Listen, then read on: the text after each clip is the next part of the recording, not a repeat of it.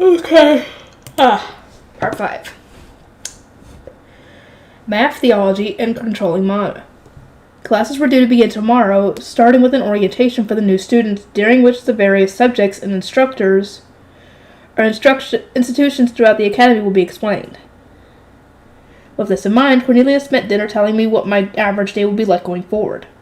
The number of times the bell rings will change on days with classes, he began. Second bell apparently marked the start of breakfast, with second and a half bell thus marking the start of morning classes. The third bell signaled a change in subject, as did third and a half bell. Then at fourth bell we would return to our dormitories for lunch.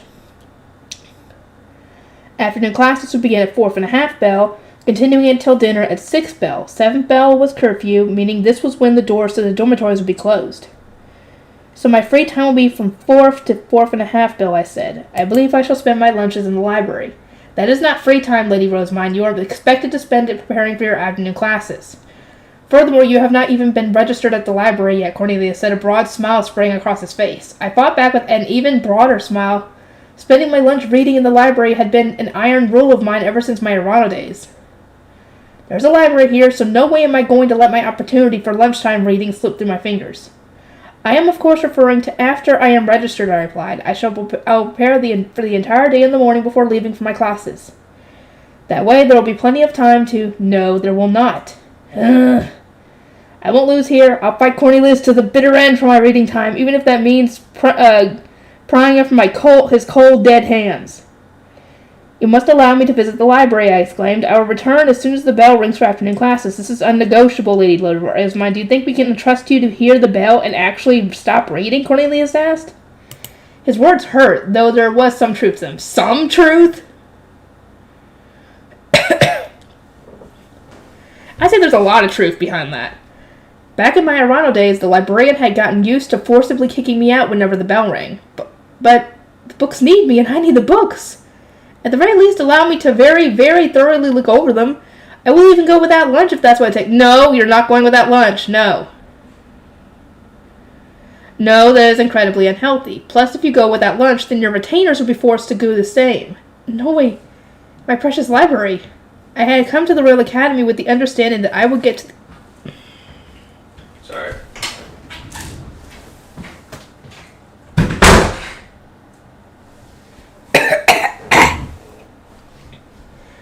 I would get to go to the library once I arrived, and now I was being denied entry right outside the gates of paradise. The cruelty was astounding.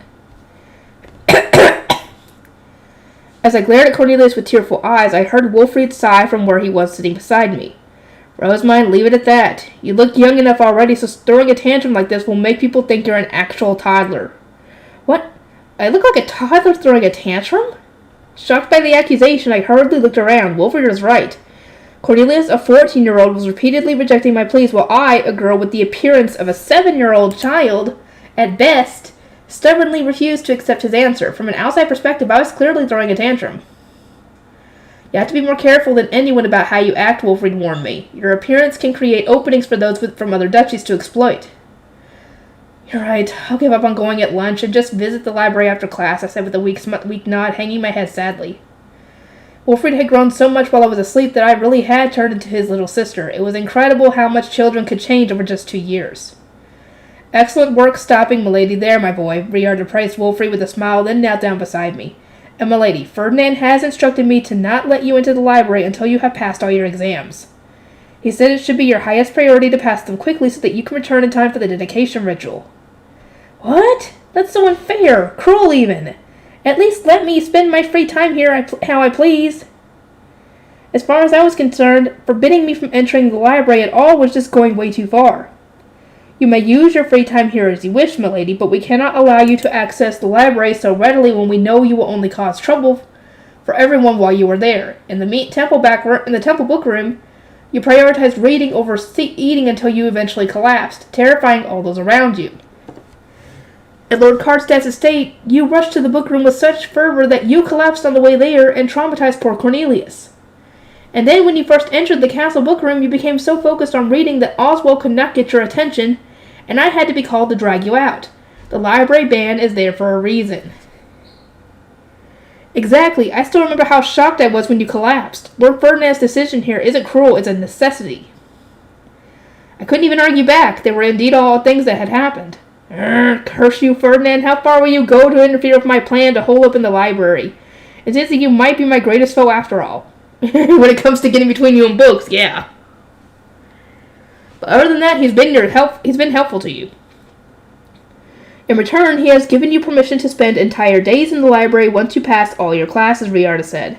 You'll have all the free time in the world, except for when you have to return for the dedication ritual, of course, so if you pay attention to your health and remember to eat, he said you can read as much as you want. My head shot up at once. So I just have to pass my exams then? Indeed, milady. Is that not why you studied so hard in the castle?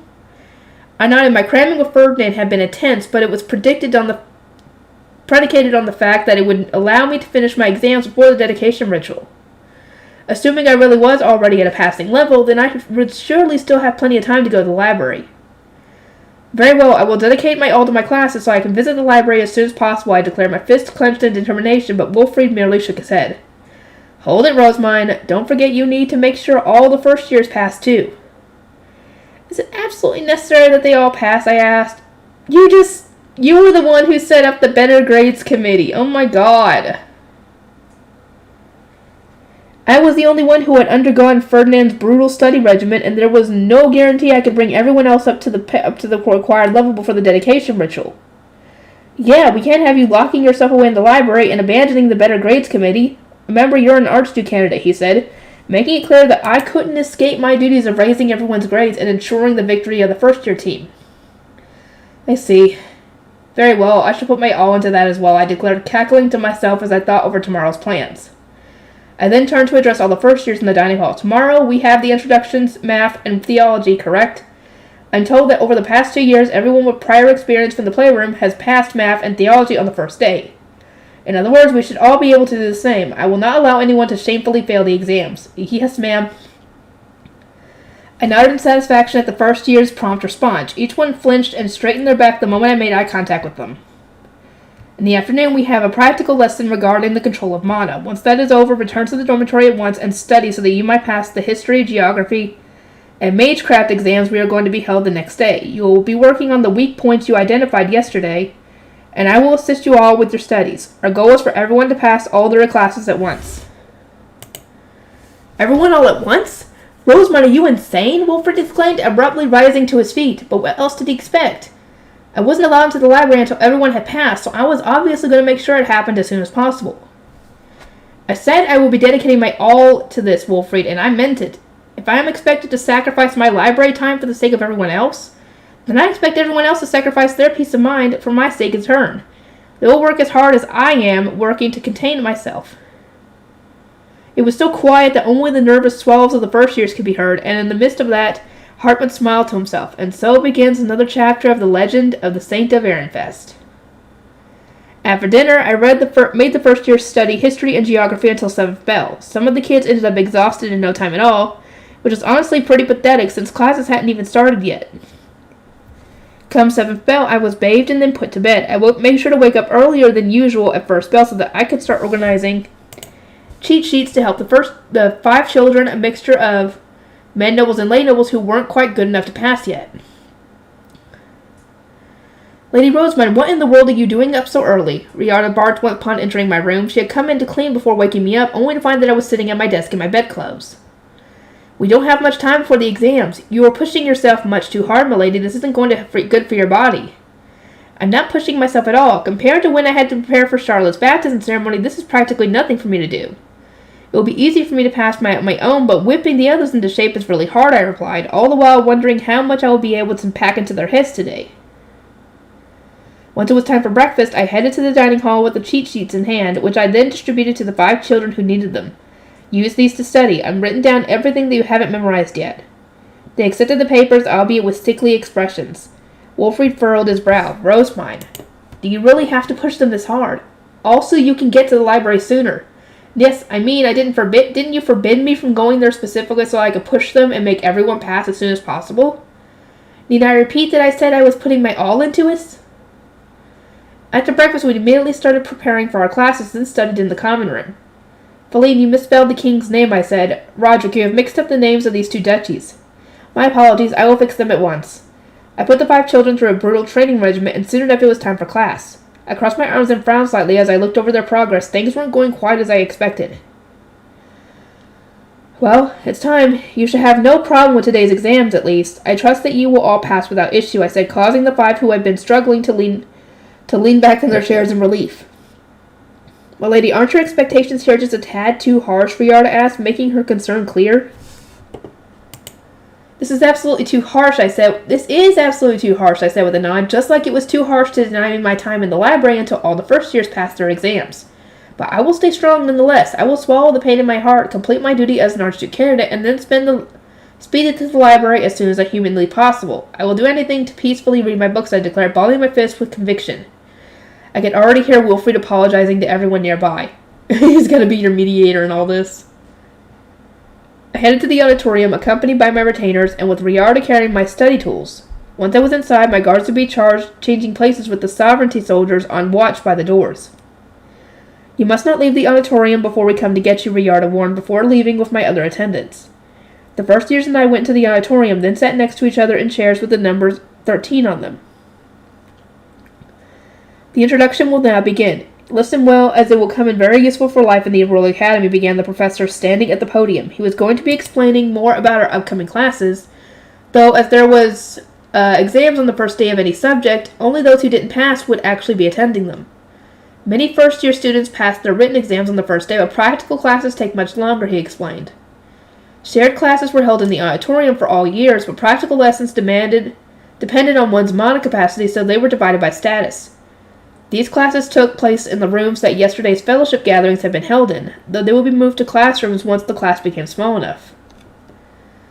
Next began an explanation about the library. It was open from today onward, and anyone could use it by going there and registering themselves. Registering could only be done when the library manager, that is the Academy librarian Solange, was there, so we were told to make sure we scheduled our meeting in advance.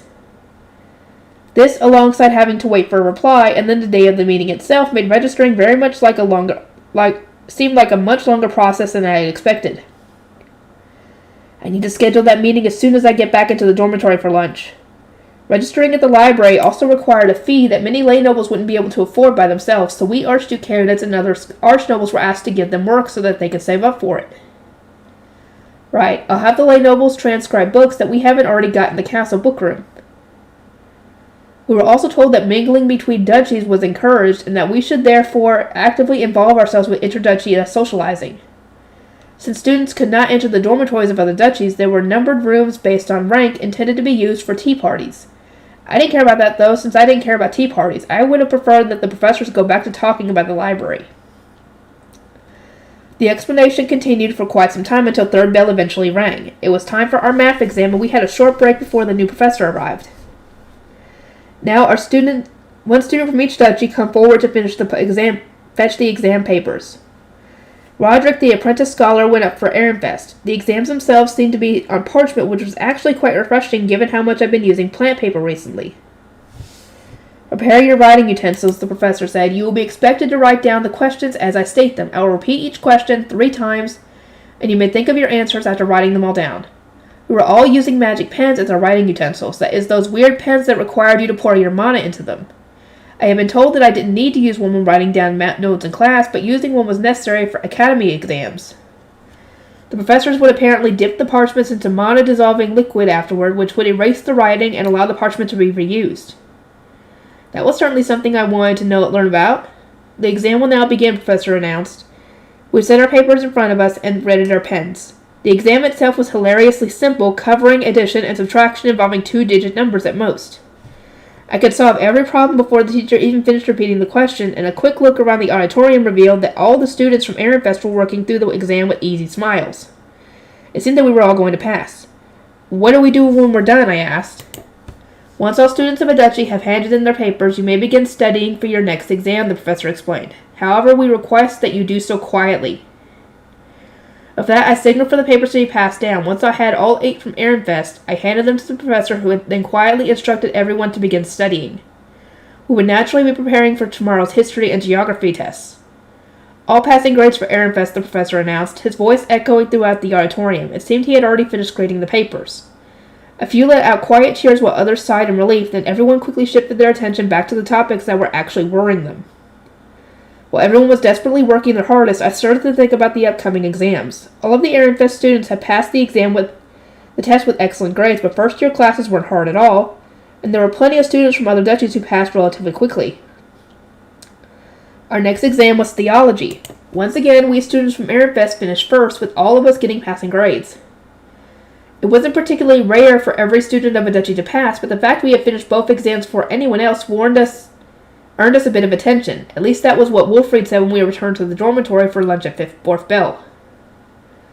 Rosemine, did you not notice everyone looking at us, he asked. I was so focused on our exams tomorrow that I didn't even think to look around. What's important here is making sure everyone passes so that I can go to the library. It would be one thing if we were getting attention because our grades were bad, but this is the complete opposite of so who cares? No, me, everyone. Our reputation is important. Then I shall leave that to you. You already seem capable of passing all the exams without issue, so you can pay attention to what the other duchies think of us. With that settled, I spent my lunch break helping the 5 struggling students with their studies and writing a letter requesting a meeting with Solange the librarian, which I then asked Brunhild to deliver. I pray that Solange's reply arrives soon. The second years used the auditorium in the afternoon, so first years were divided into groups based on status for their practical lessons. There weren't many Archduke candidates, so we would be learning alongside the Archnobles. Today we'll be learning to control mana. Hersher stood at the front of the wide room and set a box down on her podium with a dull thump. Inside this box are face stones, she explained. I want you to each take one and dye it. Direct your mana at the face stone, then show it to me once you've filled it. You will then need to completely remove the mana from the face stone. This will conclude today's lesson. Knowing how to put one's mana into a face stone, then remove it again, was necessary for all manner of things, so students were expected to learn to do it quickly and accurately before anything else. Remember, you need to dye your face stone when we move on to making your high beast later, Hersher added. We went up and got our face stones in order of our duchies. I got one as well, but by the time I was back in my seat, it was gone. All that remained in my hand was golden dust. The face stone disappeared? Huh? As I blinked in my hand in surprise, Wolfried gave me a confused look. Rosemine, did you not get one? No, I did. I was holding it normally, but... Oh, no! What did she do? She must have poured the mana into it without realizing it. Once everyone else had gone up to get theirs, I got back in line to get another. This time I rested it on my palm and watched it carefully on my way back to my seat. Only the witness, the clear face stone, turned yellow before my eyes and then shone brightly and dissolved into golden sand. What the fuck? I recognized the process. The same thing had happened when I poured mana into the black face stone Bezenwast had once held out to me. It hadn't been the same size as this one, and it being black rather than clear meant they probably weren't the same element, but the end was nearly identical. Why? I hadn't even thought of pouring mana into the face stone yet, but it had sucked some up anyway and crumbled to dust on its own. My brow furrowed as I looked at the golden sand on my palm. Now pour mana into your face stones, Hersher said with a clap. Everyone began focusing on their stones. Wolfried, who had been sitting next to me, must have really gotten used to handling his mana over the past 2 years, because his stone ended up completely dyed in the blink of an eye.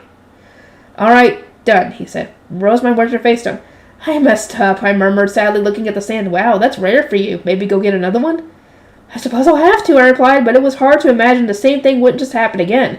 There was no point in me getting another one until I figured out why they were sucking up my mana on their own. While I was busy staring over what to do, Wilfrid eagerly went to show his face stone to Hersher. You finished quickly and done well, she said. Splendid work. Wilfrid returned with a broad smile, then immediately withdrew his mana to empty the face stone. Never thought I'd get through a practical exam before a practical class before you, Rosemine, he said proudly before skipping out of the room. He had finished before anyone else. I tried turning the golden sand back into a face stone by pouring mana into it and chanting, "Stick, stick, turn into a spear" over and over again. But nothing happened. The other Archnoble and Archduke candidates, meanwhile, were all dyeing their stones and withdrawing the mana with ease.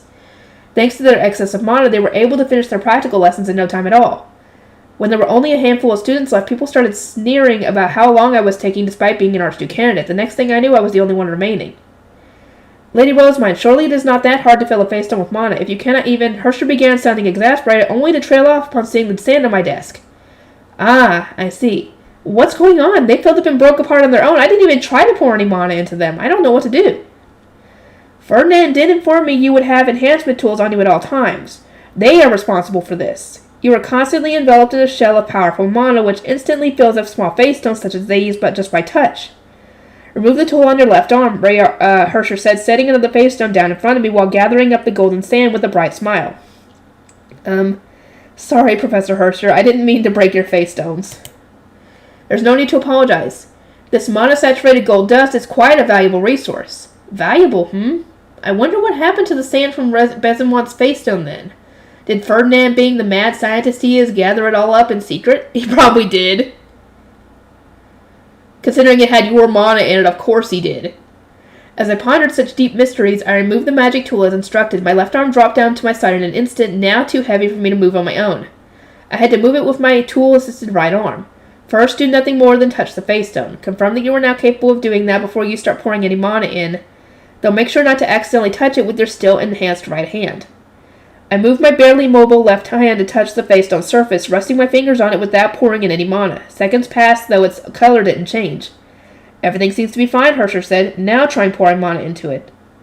I tried pouring mana into the face stone of my own volition, only for it to burst a moment later, scattering pieces in all directions.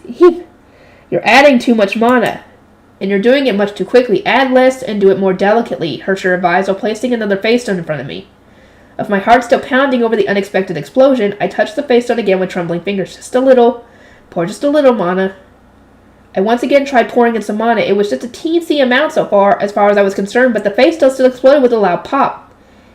Try again. Another explosion. Again. In the end, 10 noble face stones gave up their lives before I was able to fill and then drain one. You have an excessively large mana capacity, so your homework for now will be to learn how to precisely control your mana usage. Now turn these into dust, if you will. Hersher set down the fragments of all the exploded face stones in front of me. I put the enhancement bracelet back on my left arm and started touching the shards, causing them to turn into golden dust one after another. Professor Hersher, how can I learn to control my mana? That is a question for Ferdinand. He too had an excessive amount of mana when he first arrived at the academy, though he studied mana compression to increase his capacity even further. He never so much as batted an eye, no matter how compressed his mana became, but it was quite heart-stopping to watch, I assure you. I recalled how Ferdinand had consumed rejuvenation potions while trying out my new mana compression method, and it was then that I realized he hadn't changed at all since his days in the academy. Ferdinand is still just as much of a research maniac now as he was then, I informed Hersher. He's still doing the same thing to this very day. I see. He said in the past that he preferred life in the academy to life in the castle, so it was nice to know he has now found a place in Ehrenfest as well, he said with a nostalgic smile. History, geography, and music. After talking a bit about the past with Hersher, she asked me to repair the magic tools Ferdinand had made as a student. I would naturally refuse in an instant. I didn't want her viewing me as the same as Ferdinand. More importantly, what did Ferdinand write in his letter to you anyway, I asked. It seems like you know things that are your best kept. You know things that are being kept secret, so... Everyone here knows that you were attacked in your own duchy and put to sleep in a Jareve. The doctor, observing your recovery, noted that you might not wake up before winter, which would delay your entry to the academy. During last spring's Archduke conference, Ehrenfest provided documents from the doctor and requested that a special environment be prepared for you in such a case. Noble children needed to enter the academy once they turned 10, where they would then study until they came of age. This process was necessary for them to officially be accepted as nobles, and for this reason there were special accommodations that could be made for those with extenuating circumstances. These would allow the student to attend for an entire year rather than just the winter, and they would need to accomplish various things before coming of age.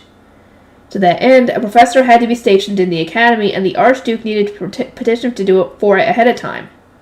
These special accommodations had seen the most use right after the Civil War, when the apprentice priests and shrine maidens returning to noble society were allowed entry into the Royal Academy to replace the immense number of nobles who had been lost. What I personally know is that Ferdinand is your guardian, that you have magic tools attached to your body that allow you to move, that said tools may interfere in your practical magecraft lessons, which I have been asked to account for, and that you have an innovative mind that will likely come up with quite interesting ideas, Hersher explained. Interesting ideas? Really? I appreciate that Ferdinand is trying to be considerate, but for some reason I just can't find it in me to thank him. I have heard from many Ehrenfest students that they're saying to thank for everyone's written grades having risen so much over the past few years, and even Ferdinand himself gives you his approval. Consider me excited to see what you come up with in your second year when we begin covering how to make magic tools. It took me a long time to get used to finally controlling my mana. When I eventually exited the auditorium, I found Riarda and Cornelius in the nearby waiting room with exceedingly concerned expressions. It was late enough for Cornelius to have already finished his work for the day. That took you quite some time, he said. I knew you were perfectly capable of controlling your mana, so I was worried something had happened. It seemed that much like Wolfried, he had been convinced I would pass the lesson without issue. I slowly shook my head. Due to my enhancement bracelets, I am unable to properly control my mana. It was probably more accurate to say that I simply wasn't used to my capacity after the Jarif had melted my mana blockage. But the bracelets had almost certainly been a factor too. I didn't realize they would interfere like that. I suppose I didn't really consider it since you're moving normally now. Have you spoken to Professor Herscher about any solutions? She said that I just have to get used to it, I replied, slumping my shoulders sadly. Cornelius' expression turned from that of a guard knight to that of a caring brother, and he gave me a friendly pat on the back. All right, let's get back to the dormitory. And so we returned to the Ehrenfest dormitory through the 13th door. As soon as we were inside, Angelica came rushing over, her blue eyes brimming with tears. Lady Rosemine, please assign me to guard you again. I have so many more chances to protect you now that you're here at the academy, but I've done no work at all. To the untrained eye, she was a young beauty so passionate about fulfilling her duties that she had been brought to tears. But I wasn't going to be fooled that easily. What she actually meant was she had been looking forward to skipping out on her studies by guarding me, and now she was agonizing over the fact I wasn't accepting that as an excuse. Everyone was working hard to study as much as they could, but all Angelica was thinking about was escaping. I looked up at Cornelius, who looked back down at me with his dark brown eyes and nodded. The message written on his face was clear. Finish her. In that case, Angelica, I order you to pass your written exams as fast as humanly possible. That is your most important duty. I too look forward to the day when you can guard me again. Lady Rosemine, you heard her, Angelica. That was an order, and knights need to prioritize orders above all else, remember? Cornelius said, shutting her down in an instant. Come on, let's go study. Sorry, Lenore, but could you swap places with me? He dragged Angelica away, and in the blink of an eye, Leonore was standing guard beside me. I took out my high beast, climbed inside, and then started heading toward my room to get changed. Angelica's wails could be heard as I went up the stairs, and when I glanced back, I noticed Lenore was already looking toward the source of the noise. You and Cornelius certainly are close with Angelica, aren't you? She asked. It seemed at first that you were simply being harsh with her, but the truth of the matter is that you are desperate to ensure she does not fail her classes or get expelled. Angelica is my guard knight, after all. I could never allow her to fail while I am here with her at the academy, I said, proudly puffing out my chest. Lenore continued looking down at the stairs with an exceedingly envious look, then lowered her eyes. Are the rumors that Angelica will be marrying one of Lord Karstad's sons true? She is Lord Bonifacius' treasured disciple, after all, and everyone cares so much for her. This is my first time hearing about this. Angelica marrying one of my brothers? That's crazy. I can't even imagine it. No matter how much mana she has, Angelica is still a med noble. Even if Grandfather did wish for her to marry one of his descendants, surely she would end up with one of his grandsons born to a second or third wife like Traugott. She would also be more suited to being a second or third wife. Of course, nobody would be able to oppose the opinion or the union if Bonifacius put his weight behind it, but status-wise, marrying the son of his knight commander himself would put a huge amount of strain on a men noble. Angelica was also a notoriously bad thinker, and she tended to act purely on instinct. Two very undesirable traits for a first wife. A second or third wife, Lady Rosemine? What sort of person do you think would make a suitable first wife, then? My three brothers are all guard knights of the archducal family, remember? An ideal first wife is someone who can support her husband through his deep involvement with the archducal family, manage the estate during his regular absences, and socialize for the benefit of the house. My mother is incredible, you know. I truly hope to become as capable as her one day.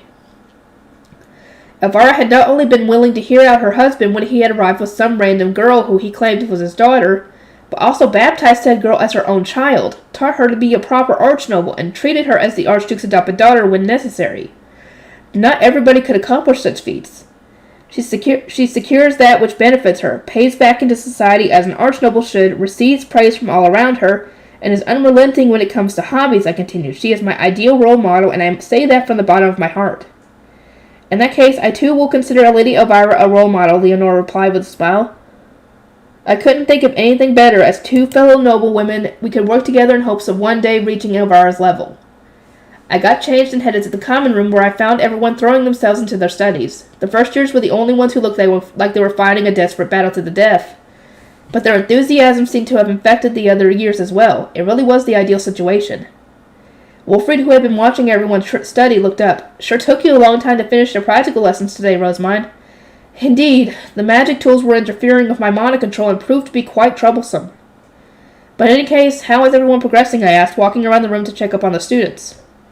Feline responded that she was doing her best, while all the other first years were facing down the cheat sheets I had made to help cover for their weaknesses. If they keep this up, it looks like they'll all just barely manage to pass. Speaking of which, Wilfred, do I need to have everyone pass their practical exams now as well, or will just the written ones suffice, I asked.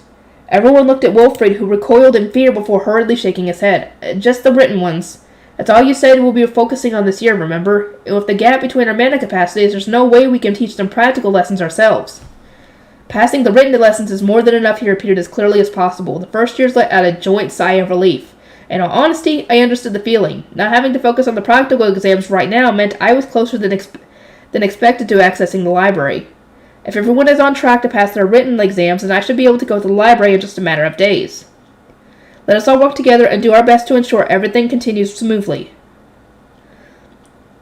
Wilfred and I split up to start tutoring the students, at which point Brunhilde returned. In her hand was a wooden board which she promptly held out to me. Lady Rose, my Professor Solange of the library has given her reply. Oh my!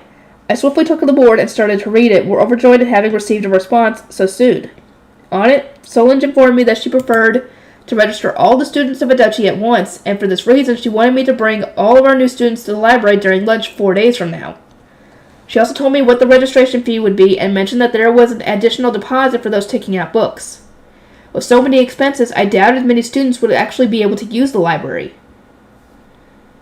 It seems the registration fee is 1 small gold per person, I said. That's fairly expensive. I certainly can't afford that, Feline murmured, looking overcome with despair. I am more than happy to lend you the registration fee, and you can repay me by collecting stories and transcribing books. You are going to have much free time once your written classes are done, no? Lady Rosamine, Brunhilde timidly interjected. Roderick timidly interjected. Would you be willing to buy the books I transcribed too? I noticed that the students of other years were looking my way as well, and so I turned to look at them all and gave a big nod. Of course. Their value transcends faction squabbling. My goal is to gather as many books and stories as I can while in the Royal Academy. So I am willing to buy anything transcribed from the library that does not already exist in the castle bookroom. That said, the amount you receive will depend on the quality of your handwriting and the number of mistakes in your work. My intention had always been to put the money I earned toward bringing more reading materials into the world, so that when there are people willing to transcribe the entire book for me, I would spare no expense.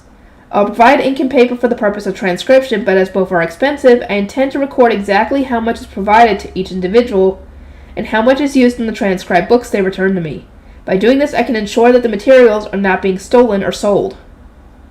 The eyes of the lay nobles shone once they heard I would also be providing them the materials for transcribing books. It seemed that the money I had paid them on the first day for stories and information had ended up having a huge psychological impact. Rosamine, how will you tell whether the books were transcribed or already in the castle's bookroom? Wilfred asked. I made a catalog of every book already available to us, so we need only consult that. Wait, what? When did you do that? Yeah, when did she do that? Is it not normal to record a book after reading it? I have catalogs of all the books in both the temple and castle bookroom. In addition to the ones in my father's estate, it was necessary for the creation of the Rosamine Dewey Decimal System, after all. As I proudly puffed out my chest, Wilfred shook his head in disbelief. Have you really been asleep for 2 years? You weren't sneaking out to read, were you? He muttered. Oh, how blissful it would have been if those 2 years had actually been spent reading in secret. If only reality weren't so harsh. In any case, let us work to ensure all the first years pass before we must register at the library 4 days from now, I said. Right. Cornelius later told me the older students had all watched the desperately studying first years with pity in their eyes, while Angelica had even begun praying to the gods, thanking them that she wasn't in the same year as me. That night we studied until 7th bell, then did some last checks over breakfast before heading to the exams. The dead-eyed, somewhat sleep-deprived first years were muttering the names of various kings and duchies as we walked. The older students said they looked less like they were preparing for their first class in the subject, and more like they were psyching themselves up for the final exam that would determine whether they passed or failed.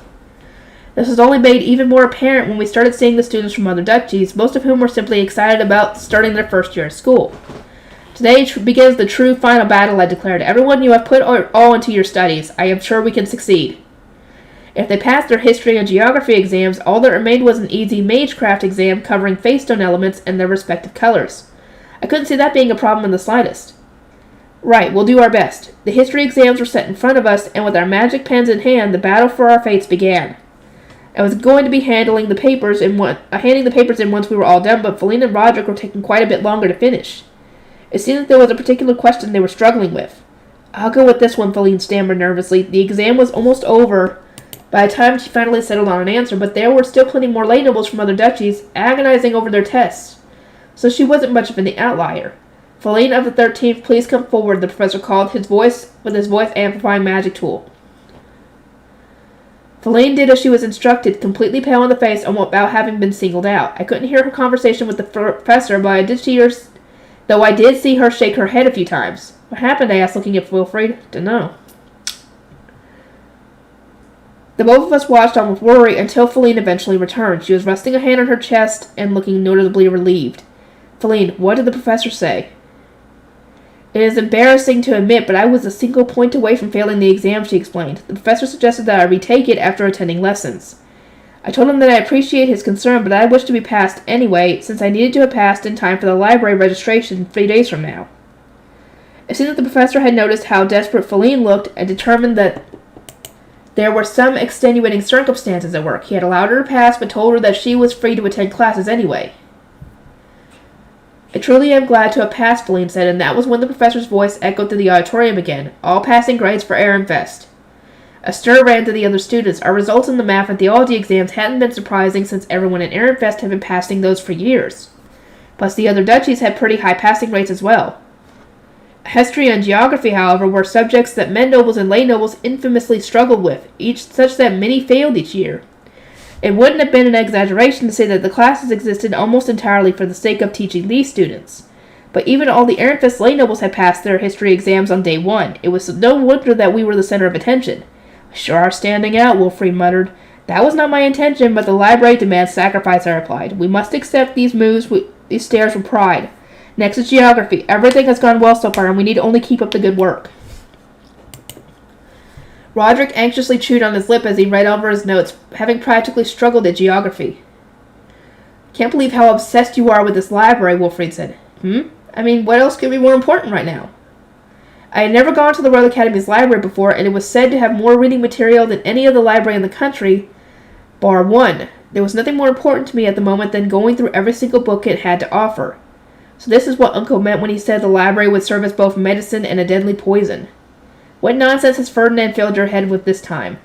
He said that using the library to control you would be as difficult as administering the right amount of a potion. An incompetent fool handling it carelessly would only end in disaster. Those were his exact words, and only now do I understand just how right he was, Wilfred said, his respect for Ferdinand clear in his voice. I pursed my lips. And what do you mean by that, dear brother? We have all passed every exam so far. How is this a disaster? In fact, is it not the best outcome? It sounds to me like you're just being rude. How is this not a disaster? You should reflect on all this, just as I am. Your weird priorities always lead to you having dumb misunderstandings. Dumb misunderstandings or not, everyone's dedication to working themselves to the bone soon paid off again. Ehrenfest received passing marks across the board in the geography exam as well, though Roderick had just barely scraped by, and ended up having the same exchange with the professor as Feline. Our last exam was for magecraft, and it wasn't long before we heard what was now a familiar announcement on the professor. All passing grades for Ehrenfest. With that, we Ehrenfest first years had passed all our written lessons on the first day. Everyone from the other duchies stared at us with shock as we rejoiced and collectively fist-bumped. I could already feel my appetite returning, Roderick said, his fist happily clenched over having managed to conquer his weakest subject. I shuddered to think how painful his life here in the Royal Academy would have been had he been the only one to fail, especially considering the bar that he was from the former Veronica faction. In celebration of your efforts, I will instruct my chefs to make dessert for all the Ehrenfest first years tonight, I announced. Truly, Lady Rosemine, came excited cries from among the students. Indeed, after all, it is thanks to you that the library is now finally within reach. It was true that I had put my all into this and pushed the first years really to work as hard as possible, but I hadn't actually expected everyone to pass on the first go. My assumption had been that the lay nobles would need at least one more try to make it, but they had surprised my expectations. If a dessert was enough to make their hard work feel worthwhile, then I would spare no expense. "We passed! We all passed!" the first years proudly told the older students when we returned to the dormitories for lunch. The fact that we had all passed our written lessons meant the first years were now locked in place as the fastest team. But none of the other teams seemed particularly envious. Instead, they all just praised our efforts. "Congratulations," said one of the scholars. "All of you really did work hard. I'm so glad to hear it all went well," another added. "I feel moved just to have witnessed it happen." "I suppose we'll need to work twice as hard so as to not be shown up," a third chimed in. Hearing so much praise from the senior teams, despite them being our opponents, honestly made me feel a little moved myself.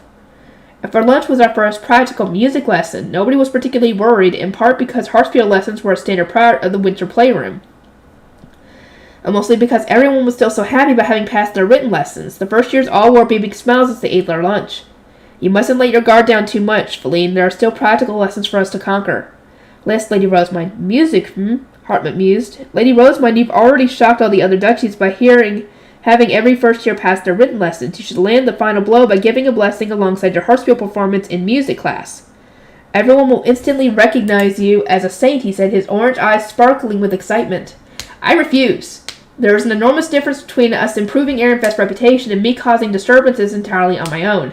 I will not pray to the gods during my performance. It truly is unfortunate that we don't see eye to eye here. This is such an excellent opportunity, too." I didn't yet understand how much mana I had, nor was I able to properly control it, so who knew what could result from me giving a blessing? Just thinking about it was way too scary, so I rejected Hartmut's repeated badgering until it was finally time to go to the small hall where most music class was being held. Practical music lessons were held according to status. It would be difficult to have too many students in one class, and there was a blatant difference in both instrument and teacher quality between those of each status rank. "I would like to judge your individual abilities, so I want you to begin by having each of you play the song you are best at," the professor said. The students played their songs one by one in order of their duchy ranking. Those of similar skill levels tended to choose the same songs, so it's hard not to compare people. As I watched the performances, I decided it'd probably be best to pick out a song that not many people knew, so as to give the professor something more refreshing to listen to. "Geez, Ferdinand, your training is brutal. Just how far ahead did you push me?" Ferdinand and Sylvester were both great at the harpsichord, and even great shrine maidens like Rosina and Wilma had played with ease, saying it was only natural to appreciate the arts. I had assumed they were about average from nobles and set my standards accordingly, training my hardest to reach their level, but now I knew they weren't average at all. Ferdinand was naturally on a level of his own, able to play and sing so well that he actually caused women to pass out, and the fact that Sylvester sounded only marginally worse showed up that he was insanely good too. Christine's obsession with art was abnormal enough that some still referred to her as the artistic shrine maiden, and this obsession had led to her favorite shrine maiden, Rosina and Wilma, becoming unusually skilled as well.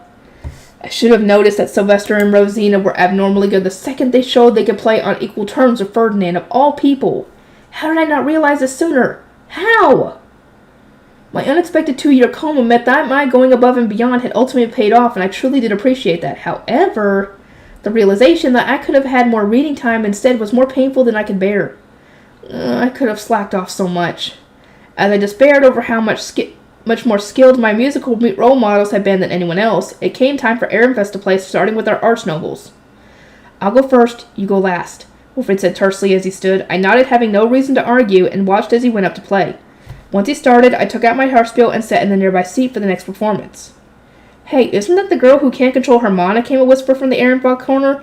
"Do you think she even knows how to play properly?" "You shouldn't say that," another voice replied. "She spent 2 years sleeping in a Jarif, so we need to be supportive. We can't expect her to play any better than her appearance would suggest." "Oh, shut up, you're about to get your butts kicked on that one." It might have seemed like the second voice was trying to defend me, but they might as well have said she's as immature on the inside as she is on the outside, so don't expect anything from her. I don't really care what people have to say about me, but I do wonder how they know about that. Has Detlinde told all the first years about what happened? As I fruitlessly pondered Detlinde's goals, it came time for me to perform. I had decided to play the song I was most familiar with, and that not many other people knew, the anime song that Ferdinand had arranged for me. I had initially taught it to him so that I could laugh at his expense, but I had played it so many times at this point that it was like a brother in arms to me. It's fine, nobody's going to laugh. It's not like they know where the song is from. Plus, the arrangement must make it sound completely original. I was thankfully able to finish my performance without issue, having taken care not to accidentally give a blessing midway through. I am told you were asleep for the past 2 years, but your performance far exceeded my expectations, the professor said. If you continue to practice, you will surely become a master harpsichord player. Thank you, I replied with a smile, though I had no intention of ever becoming a master harpsichord player, and I only showed so much promise because my standards had been skewed by the unreasonably talented pros who had surrounded me back in Ehrenfest. I tried going back to my seat, but the professor stopped me before I could. Lady Rosamond, I have served as a music professor in the Royal Academy for almost 20 years now, but I have never before heard that song. What in the world is it called? It's a summer song dedicated to Leidenschaft, and it has no name, I began. My intention was to claim that it had been composed by an unnamed musician, but Wilfrid interrupted me with a sly grin. Uh-oh. The Saint of Ehrenfest composed this song. To express her gratitude to Leidenschaft, she has made many original songs dedicated to the gods, several of which I know myself. No! A surprise ambush in front of the person I least expected. As I blinked in shock at the unexpected attack, the professor looked at me with gleaming anticipation. I certainly would like to hear those other songs. Perhaps one day if Dragarner, the goddess of time, ever weaves our threads together. Wilfrid, you're such a big stupid dummy. Ooh, she has this part down bad. And I think I'll continue a little more. Mana compression and creating a high beast. Written lessons ended midway through the morning. I wanted to spend my free time in the library, but my meeting with Solange was still days away. It was at times like this I truly hated how everything in the academy was done based on grades and influence. I yearned for the library more than anyone else, but my love was being denied. 2 whole days to go. I'm going to die. Someone give me books. As I wailed in silent agony, I called over the first years and had them start working on study guides for next year. Everyone leaped at the chance to help, especially when I mentioned that putting the work in now would make it studying a lot less of a struggle for them in the future. Make sure to properly organize your notes, everyone. I will buy all those first of a sufficiently high quality. Understood, the archnobles and lay nobles enthusiastically replied. The archnobles, however, didn't seem too invested. I am willing to help since you made the request, Lady Rosamond, but I would like you to know that I am not fond of working for money like a lay noble. Oh-ho, what's this? Is working for money considered a lay noble thing? Are archnobles too proud to do it themselves? Are you unaware that I, the Archduke's adopted daughter, earn my own money? Huh? Without the funds I made through my own hard work, I would not have been able to provide sweets as rewards or print so many educational books to be sold in the winter playroom. Am I right to assume you are used to spending your parents' money and know not how to earn your own? I would advise you to learn a lot more about how income really works. My apologies, the Archnoble replied, though I could tell from the look in his eyes that he still wasn't convinced. There was no doubt many others who shared this view as well. I glanced over at Wilfrid. Dear brother, do all Archnobles think like this? Yeah, pretty much. They live off the income from their land and annual salaries from the Archduke, so the whole concept of working for money is completely alien to them. I get income too, and Oswald tells me where it all goes as my head attendant, but I don't think I would have noticed you were earning money on your own had I not managed the winter playroom in your place. The money Wilfrid received hadn't been enough to continuously prepare sweets for the winter playroom, so he had apparently gone to Ferdinand, the manager of my funds, for financial assistance. While there, he was surprised to learn that my income was steadily increasing even as I slept. He had never even considered making money himself. It is unsightly for an archnoble to scramble to earn their own money, the archnoble student said. So you say, but Gieb Haldensale is an archnoble, and he is currently spreading my printing and papermaking industry throughout the duchy to earn a profit. Were you unaware of this also? Gieb Haldensale? Elvira came from a family of archnobles, and it was only natural that this student would know about them. I nodded as he gawked with widened eyes. To rule land is to have commoners earn money for your benefit, so you will never be an astute and wise ruler if you deny the very concept of earning money. You must simply learn ways to generate income that are befitting of an archnoble. You mean having other people work instead of doing it yourself? Yes, as you know, I am not personally responsible for the production of the products I sell. The ink, picture books, playing cards, and pumps are all made by workshops. But when they are sold, I am the one that profits. This allowed me to earn money even while I was asleep, and it is the very reason I'm able to afford sweets for everyone, buy information, and have you all transcribe books for me. I was using the promise of payment to have the students feed me information and transcribe books, but considering how reluctant the archnobles were, it would be hard to gather anything from them. I didn't want them refusing to transcribe books or gather information. After all, the more people helping me, the better. So I needed to change their minds and get them invested in making as much money as possible. I need to make the archnobles understand the importance of earning money. This realization played on my mind as I poured my energy into making the study guides. Fourth bell rang as I was busy putting everything together, at which point the senior students started returning to the dormitory. I want the seniors transcribing books too, not just the first years. The other seven first years and I were the only ones transcribing books at the moment, but it would be much more efficient to have all 60 plus students involved. I wanted the archnobles to work alongside the lay nobles if possible, but to achieve this, I would need to prove that there was value in earning money for oneself. I needed a product that the archnobles would want to buy, something so enticing that they would be even willing to work to afford it. What seems to be worrying you, milady? Riarda asked. Can you think of anything I own that an archnoble would desperately want for themselves? I would say your mana compression method. The results are already be more than apparent. Daniel developed enough mana to propose to Bridget, a med noble. Angelica was able to master physical enhancements and is now Lord Boniface's favorite disciple, and while Cornelius is not yet as good a fighter as Lord Karstad, he has already matched his mana capacity. I would say that any student of the Royal Academy is desperate to gain such knowledge. I was already well aware that my mana compression method increased one's mana capacity, but I hadn't realized just how effective it was proving to be. It seemed it would serve as excellent bait after all. Once everyone had sat down for lunch, I revealed that I had an important announcement to make, drawing all eyes to me. I have decided that those who wish to learn my mana compression method must pay for the fee using money they have earned themselves, even archnobles and archduke candidates. Upon hearing this news, first Wilfrid, then the archnobles of the same faction who had expected to learn my method with ease, all froze in shock.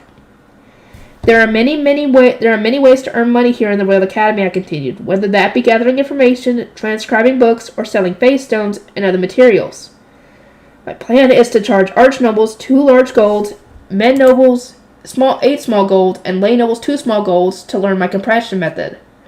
This price will be halved for family members of those who have already bought it, and I will allow parents to contribute toward that half price for their children. Is that not being too harsh on archnobles? Came a cry from among the students. I could see the archnobles looking around with panicked expressions. Archnobles already have an advantage in both physical and written lessons due to their plentiful mana and skilled tutors, I replied. Does the former not also make it easier for them to defeat Fey Beasts and acquire their Fey Stones? Considering that lay nobles have to work just to be able to afford the library registration fee, I think this pricing is more than fair. As the students paled at my sudden declaration, Cornelius, having already learned the compression method himself, looked at me with confusion. Where is this coming from, Lady Rosemine? He asked quietly. Did something happen this morning? It seems the archnobles do not understand just how difficult it is to earn money, so I wished for them to learn. This is certainly not because I became irritated with an ignorant archnoble who described earning money as unsightly behavior. As Cornelius began scanning the crowd, hunting for the culprit, I suggested that the fronting students transcribe books to make the money they needed.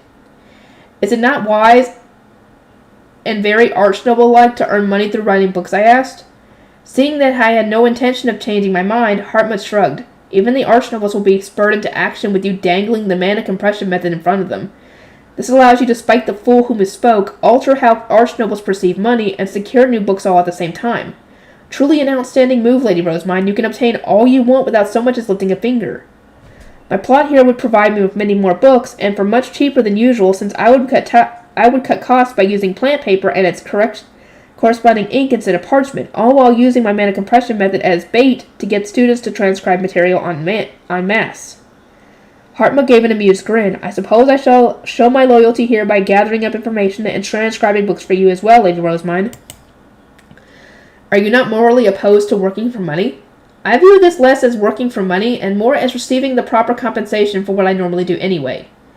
I have already been running around gathering information on what concerns me as an archnoble, so I will simply be hiring others to transcribe the books for me. I won't be desperately working for money myself. After all, archnobles need only earn money in archnoble-like ways. Nobody could protest my decision after hearing that. During the afternoon, we had practical lessons on creating high beasts. Women needed to wear special riding clothes before they could straddle their high beasts, so Riarda and Laisletta helped me get changed. This was my first time wearing them, and the long, frilly hemmed culottes looked a lot like a skirt when I stood normally. You don't usually need to wear riding clothes because of the nature of your high beast, milady, but since you need them for your lesson here, we had some made anyway. I suppose I can't be the only one wearing a skirt while everyone else has changed. Once I was dressed and the metal cage container containing my high beast face stone was secured on the belt around my culottes, I started making my way to the practical lessons. Feline and I were going to be attending classes in different rooms, but as a fellow first year, she was wearing riding clothes as well. There was a pouch containing a face stone dangling from her hip, which she stroked from above with delicate care. It must have been hard for you to dye your face stone, I mused aloud, thinking back to how much mana the face stone had sucked out of me at once when I made my own high beast. I can only imagine how arduous this process must have been for a lay noble like her who had never compressed her mana before. Much to my surprise, however, Feline tilted her head in confusion. Why would it have been hard work, she asked. I've been storing mana for it since birth using magic tools. Nobles were apparently given magic tools when they were born that would suck out their mana, and face stones for storing mana that would then automatically be filled. The magic tool would only extract from the person registered to it so that the mana could remain pure, meaning it would not extract from siblings, parents, and attendants. This allowed children to slowly save up more and more mana whenever it started to overflow, then use the face stones during Royal Academy training lessons. They need a magic tool for each child and enough face stones to store 10 whole years worth of mana. That must have cost a lot of money. I was aware that noble children weren't taught to compress their mana until they were old enough to attend the Royal Academy, and they weren't given rings until their baptism ceremony. But only now was I finding out what they did with all the mana that built up over the years. It explained why nobles who couldn't afford a magic tool sent their children to the temple. Did you not do the same, Lady Rosemine? Well, I was raised in the temple, so I generally just offered my mana to the gods. Oh? Then how could you prepare your high beast face stone? Feline asked, her eyes widening as she recalled that I indeed been raised in the temple until my baptism. I dyed a face stone that Ferdinand gave to me all at once by directly pouring my mana into it.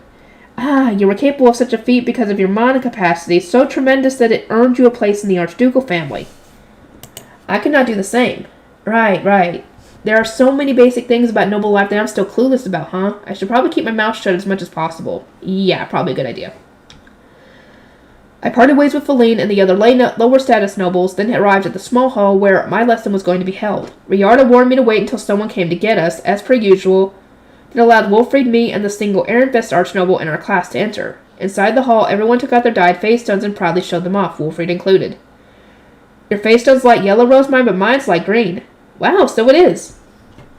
The color of one's mana largely depended on its elemental affinity. Mine was somewhere between yellow and gold, which meant my strongest element was either wind or light. Wolfried, meanwhile, had a mana color that suggested his strongest element was water. The more elements one had, the fainter their color became. I had 7 elements, so my yellow was rather light, while Wolfried only had 6, so his green was slightly darker. The only element Daniel had was wind, and I remembered his face stone being dark yellow as a result. Yes, quiet down, everyone. We were being taught by Professor Fraularm, a woman who looked to be in her mid-40s. She had a distinctive high-pitched voice and wore a prideful expression that matched the sharp, prickly aura she exuded. I had heard that she was the dormitory supervisor for Ehrenbach, and this was very quickly proven. She directed curt, forced smiles to the Ehrenbach students, but everyone else she more or less ignored. Great.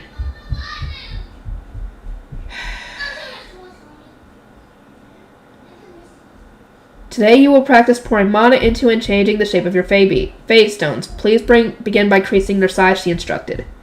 It seemed our class was starting in the same way as my lessons with Ferdinand. This much was easy since I already used my high beast face stone all the time, but I wanted to use this opportunity to practice controlling my mana. I stealthily removed the magic tool from my left arm and then started pouring the mana into the face stone while trying to change its shape. The hardest part was trying to properly restrict the flow. I just need to imagine the process as similar to using faucets rather than pouring water from a bucket. So I visualized my fingertips as faucets as I practiced adjusting the amount of mana I poured into the face stone at once.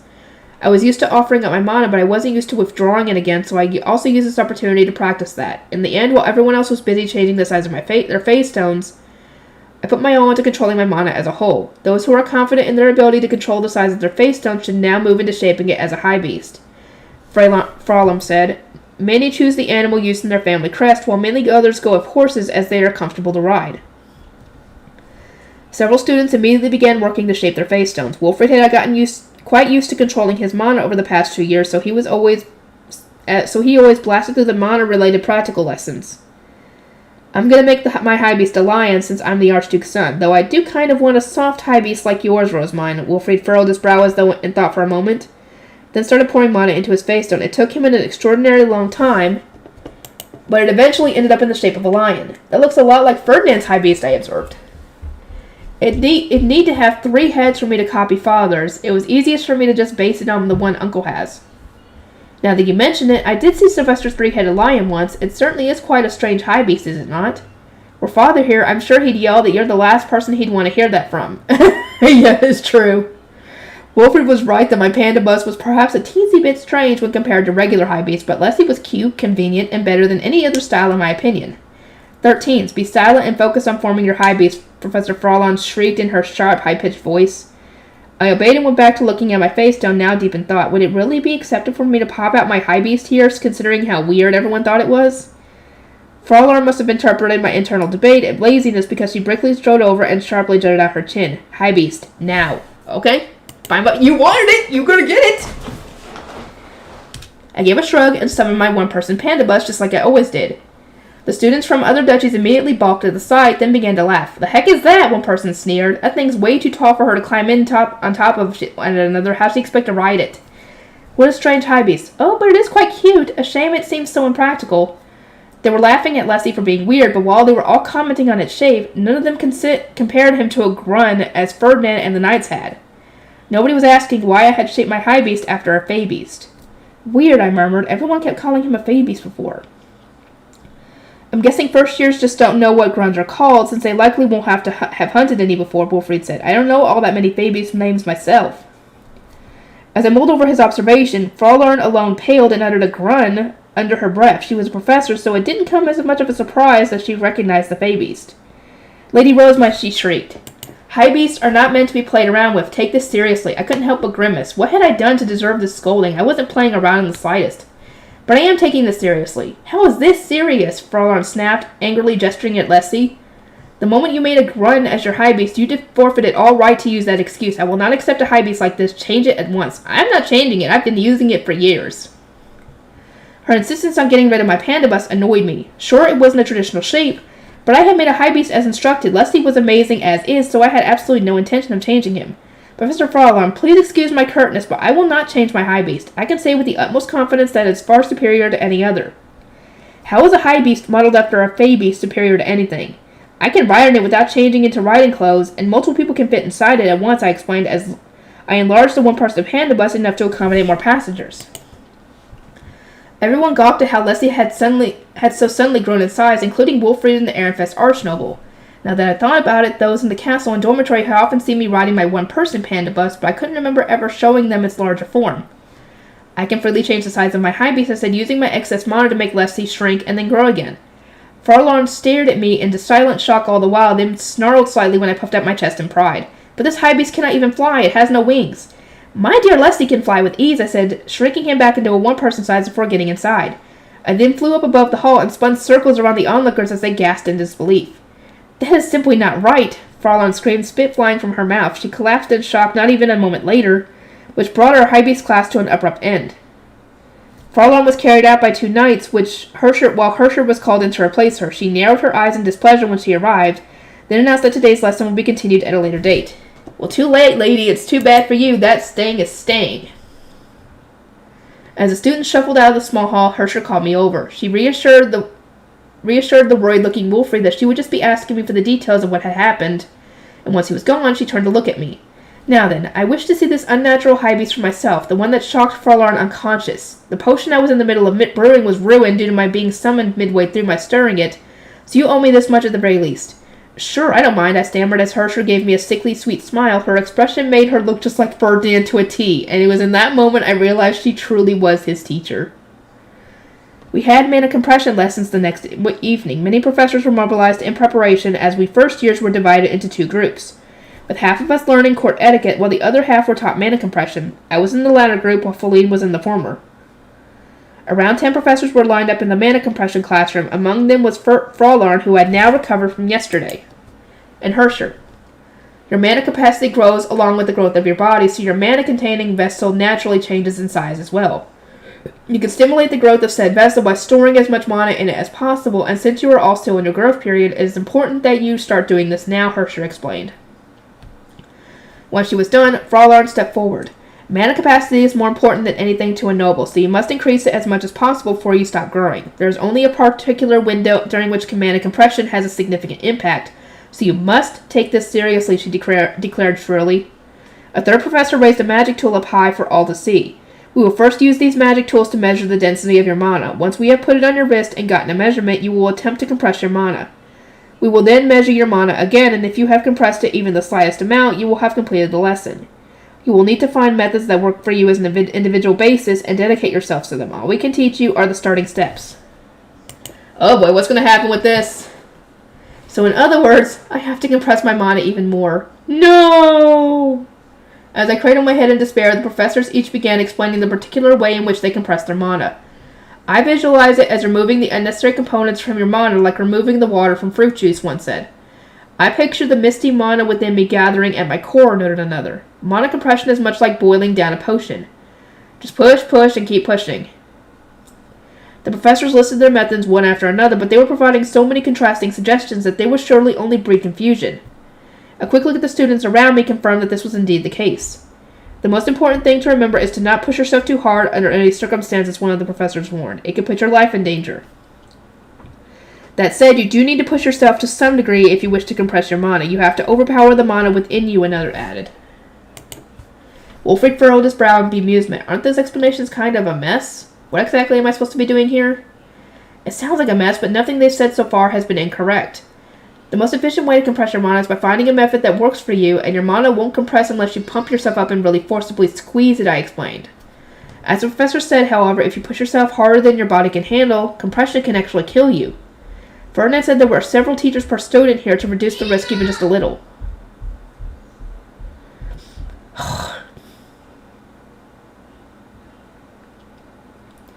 Wilfred paused, tightly clenching his fist, then gave me a serious look. How do you do it? Well, I suppose I could tell you the first step of the process. You have a vessel for containing mana within your body. Envision that vessel as a box, pack so much mana inside that you really struggle if you close it, then force it shut anyway, and lock it so the mana doesn't come out. Anything beyond that is part of the secret Rosemine method, I said with a smirk. Wilfried balked. Just how many steps are there? 3. Ferdinand took on the third step and ended up sick enough that even he couldn't hide it. The Ferdinand? Wilfried asked, his expression suddenly turning stiff. He got sick? It was at that moment that we were called to the front. Ooh, the fourth step of mana compression. Ooh, but I gotta stop. Anyway, I will see you all in the next one.